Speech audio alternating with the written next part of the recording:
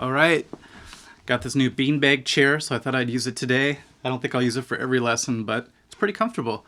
Okay, so I just wanted to do a quick announcement that I just learned about the other day. Maybe it's been around for a while, but I heard that, my student told me that YouTube now has a custom feature when it comes to the playback speed.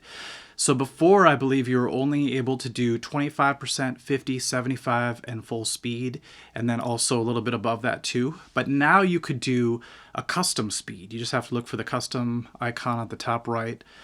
And what you'll do is you're able to do increments of 5% now, which is really helpful because if you've tried to go from like 50% to 75, that's a pretty big jump when you're trying to learn certain licks.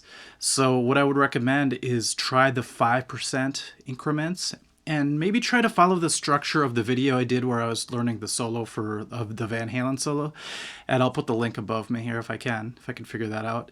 And what'll happen is you're going to see that just being able to go up 5% each time is a much more doable process than jumping 25% like you had to do before. So really recommend it. You know, it's a huge thing to be able to slow things down and speed it up with these increments now, because you could also watch the video. So if you're watching someone playing a solo, you could really get in depth of what their fingers are doing and what position they're playing, and the speedier licks will make a lot more sense when you slow them down, obviously. Also, when you speed it up past regular speed, there's a benefit to doing that as well, because you can freak yourself out, the old John Petrucci method where you play it too fast, then you bring it back down to normal speed, and suddenly it feels playable. It's sort of a nice little speed trick that I like to do.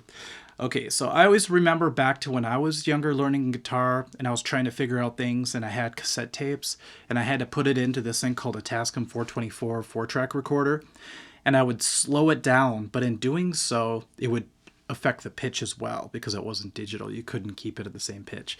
So it was a bummer because it did play it slower, but you had to tune your guitar down to keep up with where it was at as far as pitch went. So it used to be a huge drag to be able to do this. So it's kind of, to me, it's a huge deal. When my student told me about it, I was surprised. I don't know how long it's been around, this custom feature, but it's already helped me and helped my students. So I wanted to make you guys aware of it. It's like a guitar player's best friend right now, or I should say a musician's best friend, to have access to all these YouTube videos and to be able to manipulate the speed of them. Huge deal, okay? So check it out and let me know how it's helped you guys out. Also check out my Van Halen video and see my process, how I like to utilize the different speeds to learn certain licks. Okay, guys? All right, we'll catch you at the next lesson. Thanks, bye.